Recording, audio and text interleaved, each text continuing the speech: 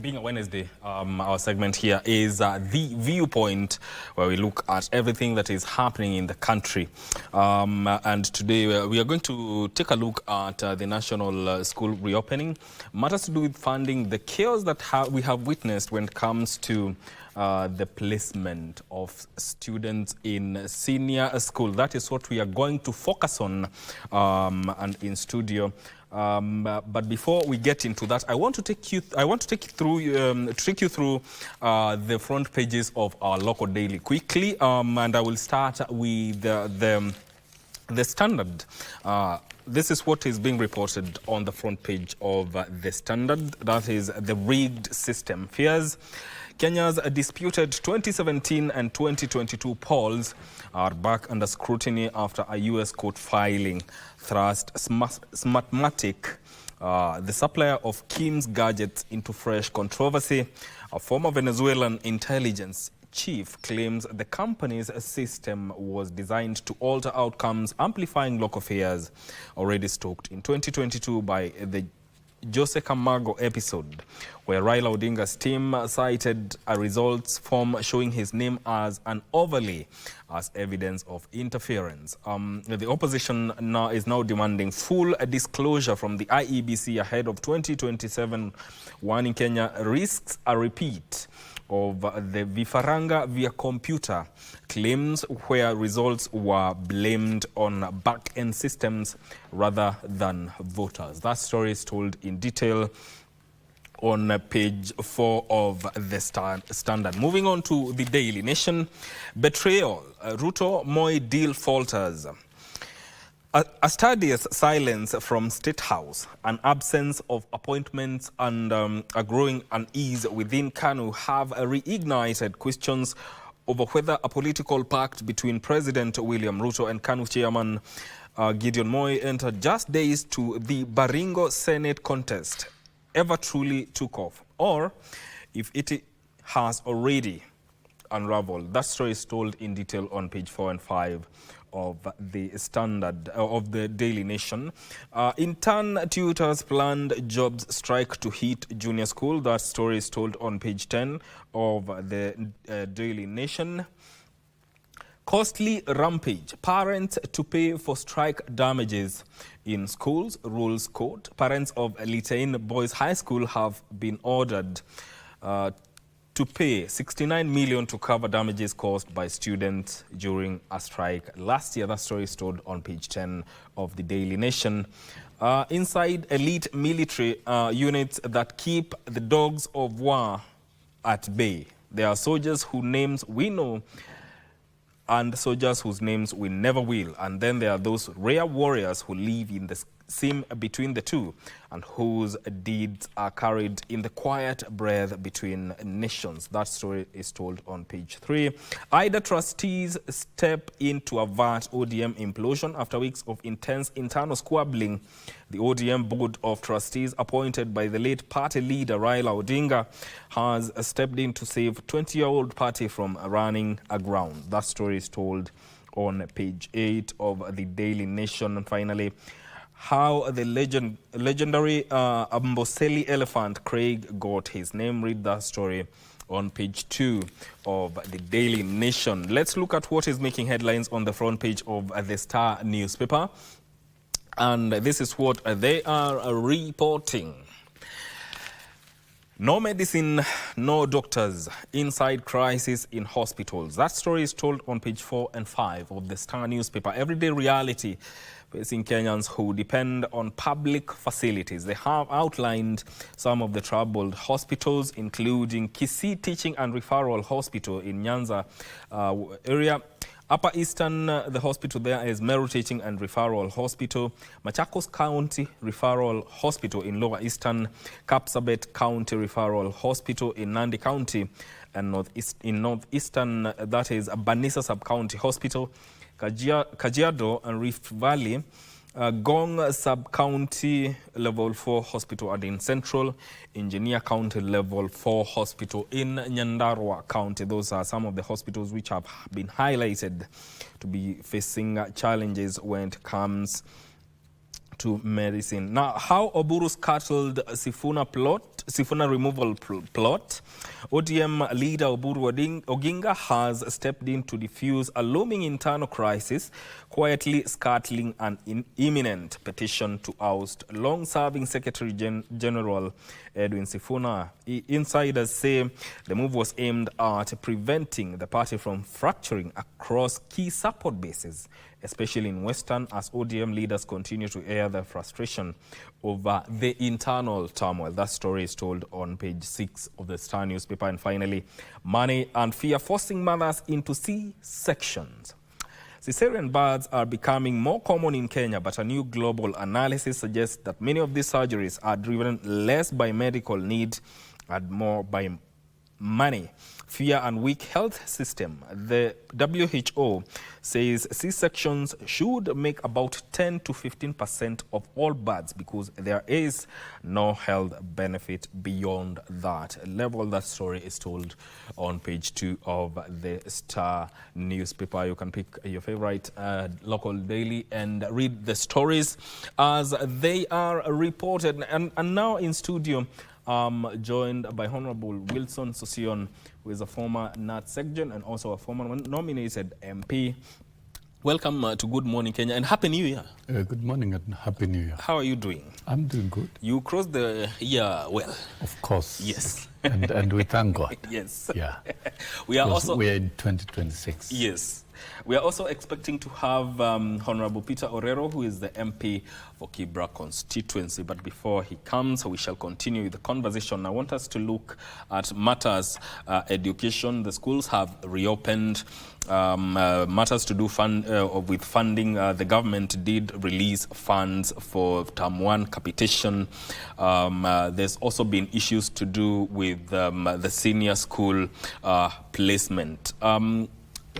Let me start with you with matters to do with the grade 10, and I'll pose this question to you. What do you make of what has happened when it comes to matters that have come up with the placement process of students in senior schools? Yeah, of course, it would be controversial because of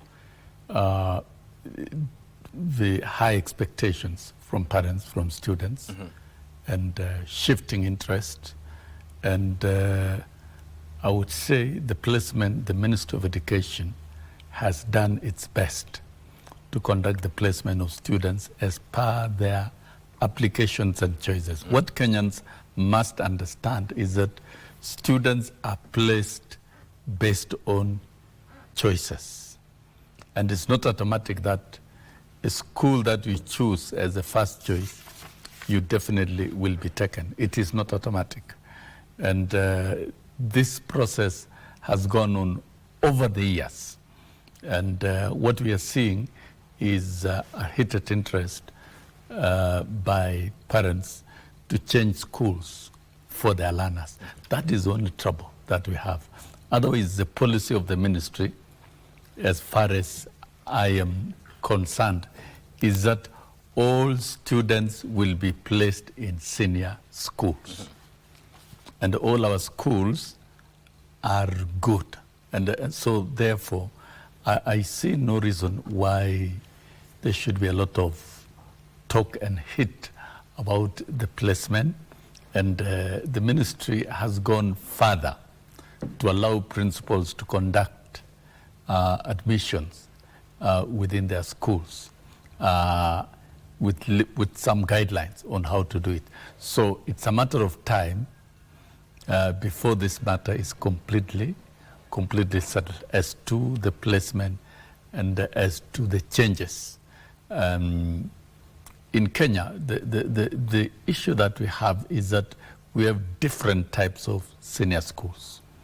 We have the premium category of national schools, or C1 schools for that matter, that admit students from across the country and admit students on merit based on high scores. And that this is a category that many parents would wish to place their students. In fact, one national school has got 50,000 applicants, while the vacancies available are 500. you can see the type of competition. That is what is expected. And that's the category of top premium. Then there is extra county schools. Extra county schools, this is another premium category, the second tier to the nationals. Yeah, they're also competitive. So the fact is, there is competition in admission to schools. And what we are witnessing are basically effects of competition. And there is no way you're going to disadvantage a learner who has chosen a particular school and has scored very well for a learner who hasn't. So strict application of merit and rights of learners, equity, and admission of all the learners is key. Maybe what this country should know is that 75% of students in senior school are admitted to day schools. So Kenya, over the years, has evolved with a high number of day schools. And these day schools, probably what we need going into the future is to guarantee quality education outcomes in these schools by, one, deliberately deploying adequate teachers, which I think government has done over time through the demand-driven recruitment procedure, the Teacher Service Commission, strengthen the quality of infrastructure in schools, and also strengthen the quality of programs and diversity of curriculum within this particular school, so that a curriculum that is delivered in a day school, that is what he calls a county school, is competitive enough and equivalent to a curriculum that is delivered in a national school. And of course, with the CBC, students are following the pathways.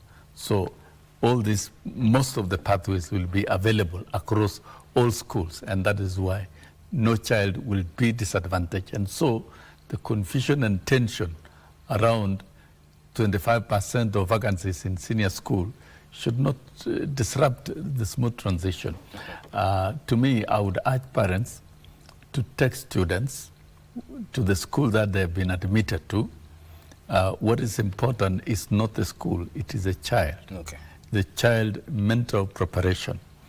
And any child can do very well in any school, whether it's in a sub-county school, extra county school, national school.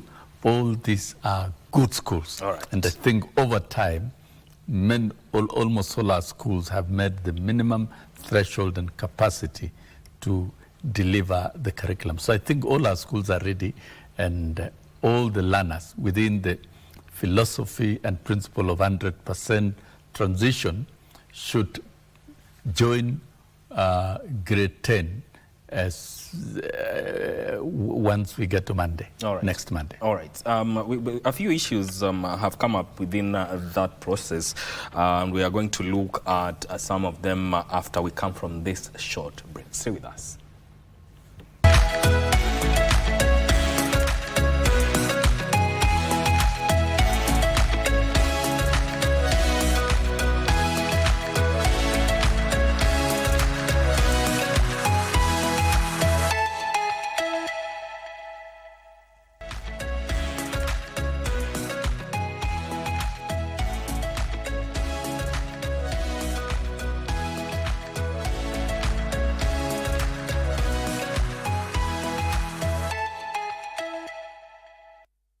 Welcome back to The Viewpoint. You're watching Good Morning Kenya. My name is Mark Migu. We are talking about matters to do with education, and we are looking at the challenges that are being witnessed within the grade 10 placement. And some of the things, Mheshimiwa Session, that have come up, we've had sections of people saying that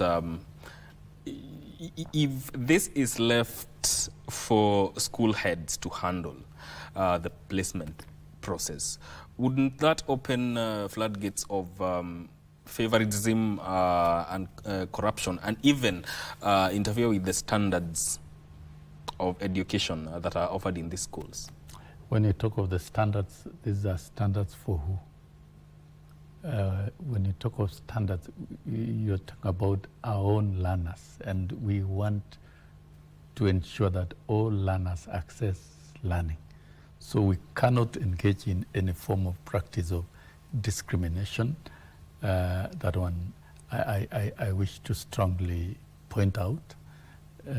Number two, admission of students to learning institutions world over is done by the individual schools. That's a practice. It is only that in Kenya that it has been elevated so that a lot of work is done on ICT infrastructure.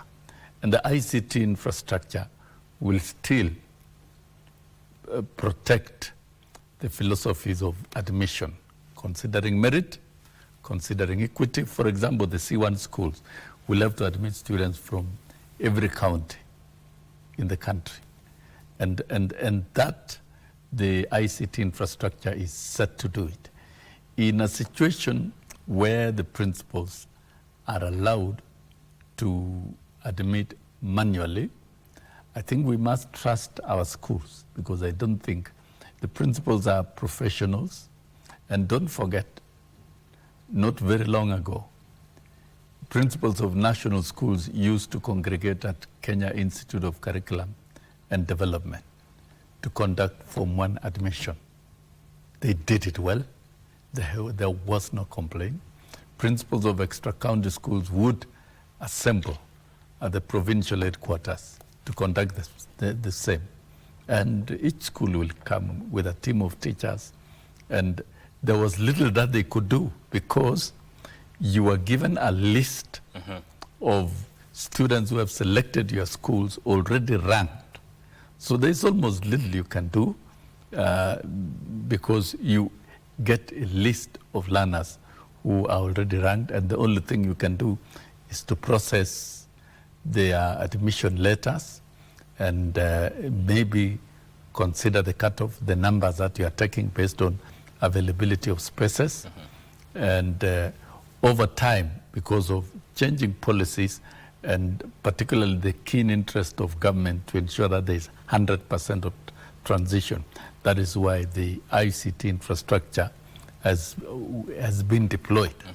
And to me, I don't see any problem with allowing the principals to take charge at the individual schools, because then you remove the confusion and the traffic at Jogo or any other institution outside schools, so that then schools can admit based on capacity and based on the reasoning that they're able to process through within the school.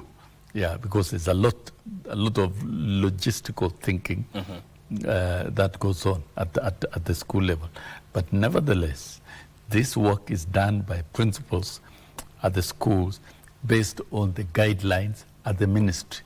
And by the way, the current admission, it is not walk-in, walk-out.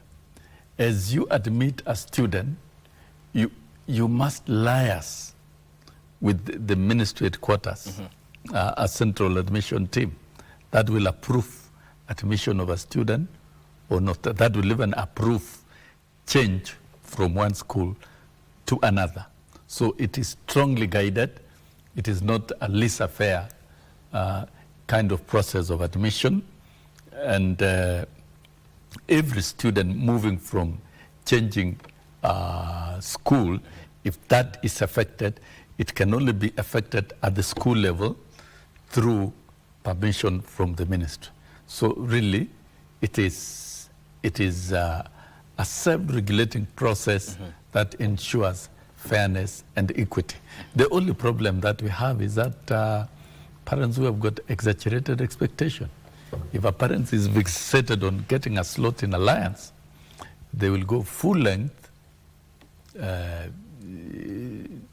to visit schools or to visit officers and create pressure. And actually, is that bringing one of the problems when it comes to that is the pressure that we are witnessing? Because parents have, some parents may have interest in placing, as you have said, their children in specific schools. Is that one of the reasons that is bringing about the problems when it comes to challenges in grade 10 placement? And it is always there during admission. This anxiety and pressure to change schools. And the main problem is changing schools. Not that students have not been admitted. All students have been admitted to schools, to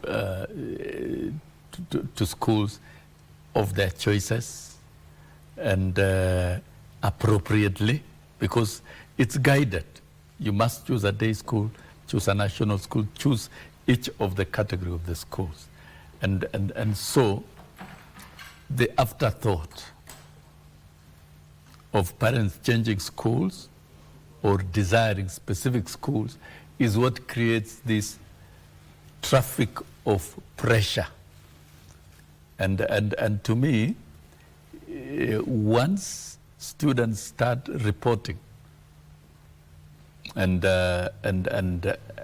school programs begin running, this problem will fade away. Mm-hmm. And to me, my advice is very simple.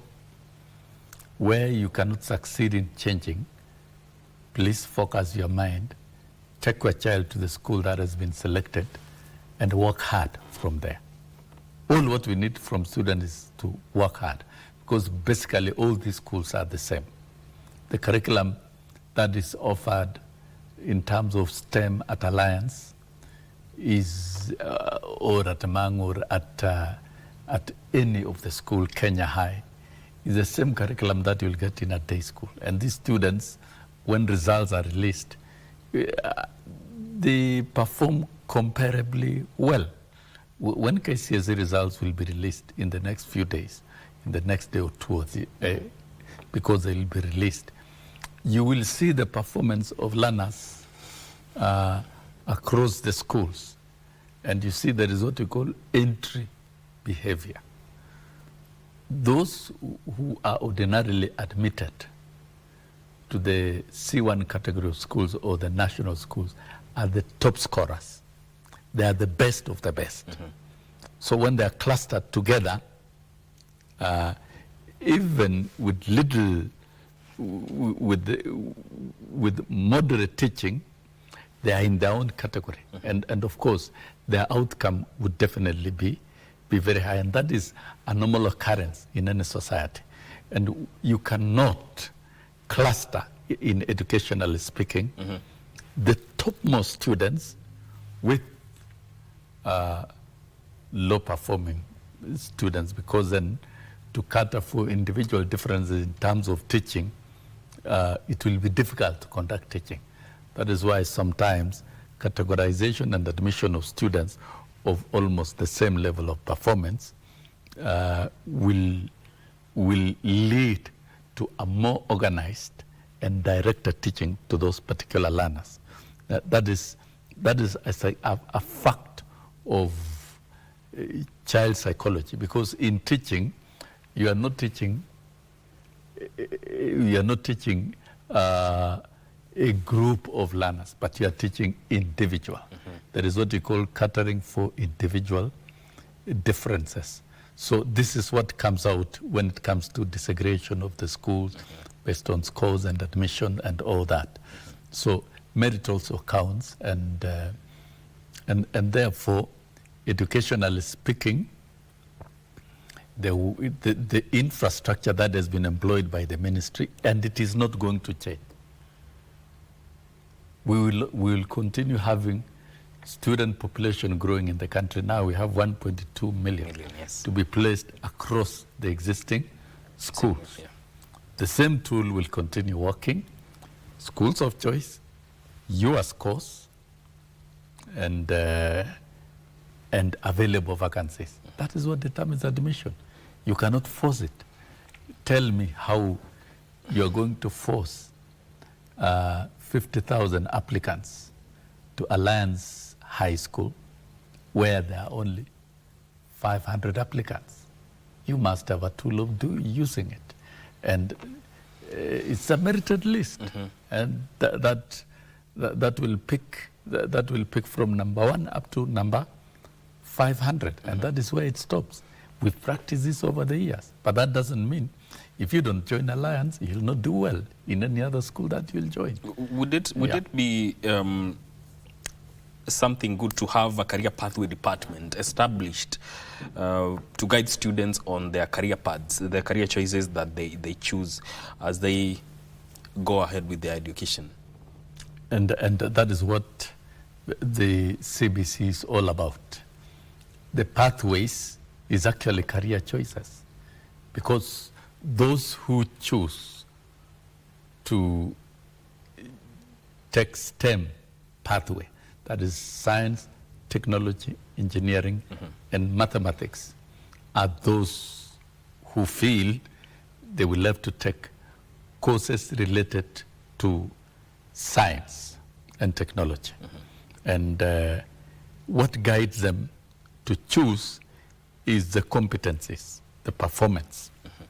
Good performance in maths, good performance in sciences will guide them to choose that particular pathway. And those who would like to do social sciences will take careers related. Would it be prudent to have teachers help them choose these pathways, or let the student choose by themselves? I'll get to that. I'll get to that. Students can only be guided. And that is why in schools there are career masters. There is no school that does not have a career master, particularly in junior schools and even senior schools, because choosing a STEM pathway is not enough. It doesn't mean once you have chosen a pathway, you've ultimately arrived at your career. Those who choose, say for example, social sciences, will have to choose the different careers within that domain. Those who choose science, technology, engineering, and mathematics will have to choose the different careers within that pathway. So career guidance is a continuous process that a child decides on their own, or is guided by a teacher, or is also guided by parents. So it's a collective process, because it involves parental participation, teacher participation. Why the parent? Because it is crucial at that family level to decide the future of a child. Why the teacher? The teacher will be able to advise based on performance. Sometimes you can get a poor performing learner in, say, in biology or chemistry, desiring to be a neurosurgeon. That is a high target, but the ability is wanting. This is where the teacher has to come in to discuss and to guide, so that a child chooses appropriately. At the end of the day, it is the democratic right of a child. And Paulo Freire, in The Pedagogy of the Oppressed, said, you don't force learning into a child. Don't force. Allow a child the space of democracy to decide what is best for the child. And that is why there are pathways, because you're not going to force a child who wants to join STEM to join the social sciences or sports and arts. Somebody can be so good in mathematics and STEM, but would like to join sports and arts. So that becomes a right. So what is obtaining with this curriculum is that there is freedom to choose the pathway and the careers that you would want. Do you think some of the parents, majority of the parents, are informed when it comes to how to choose career pathways, how their children are choosing their career pathways? I think there are a lot of activities that goes on in school which many Kenyans may not be aware of unless their parents there are always parents' meetings in school. There are always class meetings in schools to discuss performance of learners individually. And you know, you get to school that have mounted very good programs. Yes. Is that on such academic days, say grade 10 academic day, yeah, you must go as a parent, look at the scores of the learner, and have a discussion with every teacher. These are deep teaching intervention measures that schools have employed, they've been employed here in Kenya, that you are able to take a parent through the performance of the learner. And the whole philosophy of CBC is that the parent is also at the center of the learning activities of the learner. And in the course of that process, a lot of things are discussed. Performance in relation to the career that somebody wants. And so if the parent wants a child to do medicine, then you discuss on the table, look at the performance in the different subjects and what they need to do, where they need to work hard on, and the choices that they need to make. And so I believe that all schools in Kenya are conducting this kind of activities where parents are informed, educated, and therefore they are part of the process of career choices of their students. So we've got very well structured school system in Kenya that is able to involve parents and that is able to gradually develop the learners towards making the correct choices. So I think having worked across the continent and superintended activities of teachers, I can dare say Kenyan school system is one of the best in the world, based on the mounting of the programs and the rest. Bring a new curriculum in this country, and one way or the other, you will be able to see teachers putting a lot of their efforts. So I think the career choices and the career pathways is a very critical aspect of the competency-based education. And it is what informs this transition. Yes. Actually, the current transition we are experiencing from grade 9 to grade 10 is about choices of careers. It's choice of careers. It's not just choice of school. All right. Choice of pathway. Within that pathway is a provision, is availability of the different careers. All right. So you look at the funding of senior school and JSS and free primary education. Government did release monies, that is 44 billion shillings, capitation for term 1. And you know, this was released ahead of time. And you see, we've had issues with matters to do with capitation, late release of capitation funds to schools. So does this indicate that going forward, this is going to be the trend in terms of releasing monies early enough to enhance learning and to go uninterrupted? The president had a high-level policy meeting with teacher leaders at State House. You know it. And to me, I call it high-level policy meeting because in the ILO UNESCO recommendation on the status of teachers, it clearly outlines that educators, through their leaders, must be allowed to enjoy their political and democratic rights by engaging government.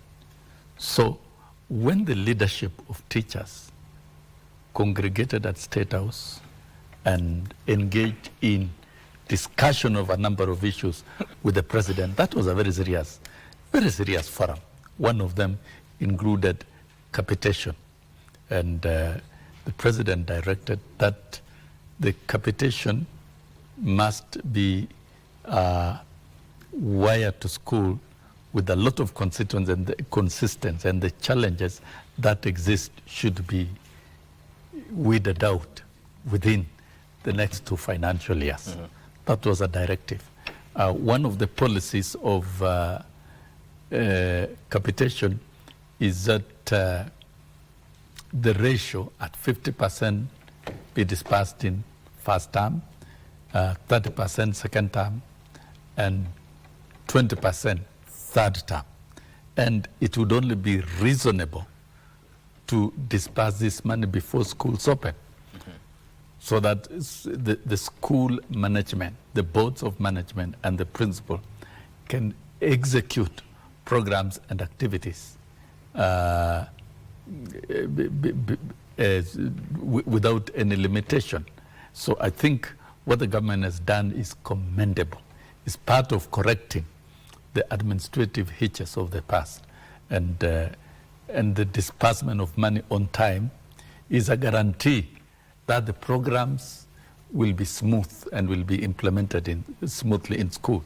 So then the challenge and the ball actually goes back to the boards of management and the principals to ensure that then they are able to procure learning resources and implement programs promptly without any challenge. If this is what shall be done over the years, then it gives a good indicator of consistency and availability of resources within the school. Maybe what we need to do going into the future is to ensure that we've got strong accountability structures within our school systems, and such funds must be audited so that it gives value to the learning and they are expended as per the votates. And we should see improvement in education outcomes. There must be indicators of good education outcomes. For example, voted that is meant for infrastructure, we should see school infrastructure improving. In fact, I dare say, Mike, Kenya is one country that the government has put in a lot of money to education. A lot. If you look at other jurisdictions within the neighborhood, you will get government hardly puts in not more than 2% of the GDP. But here in Kenya, you're almost doing 6% of the GDP. And maybe the debate we were discussing is timely release. Now that there is timely release, we should be able to see the outcome over time. We should see school infrastructure improving, quality of teaching and learning resources being procured on the basis of per capita per student, and overall, when Kenyan education system is evaluated, Yes. it should be ranking as one of the best in the world. We were number one in Africa in what we call global competitiveness, which looks at two things: access and quality of delivery of education. Okay. We were number one for a long time until around 2013, when a lot of this confusion and these changes and flagship businesses and programs, so many that docked education, we've dropped. We are way out of even the top 10 in the continent. And I think we should reclaim our space as a country and come back again and top the charts in the delivery of education when that is done and compared with other jurisdictions. So we have a homework as a country to bounce back and ensure that the education outcomes in Kenya compared to other jurisdictions in terms of quality and in terms of access is the best. We've got a lot of work to do, but I think government has done its part to deploy adequate resources in terms of funding. But the question is the funding doing what really it is intended to do?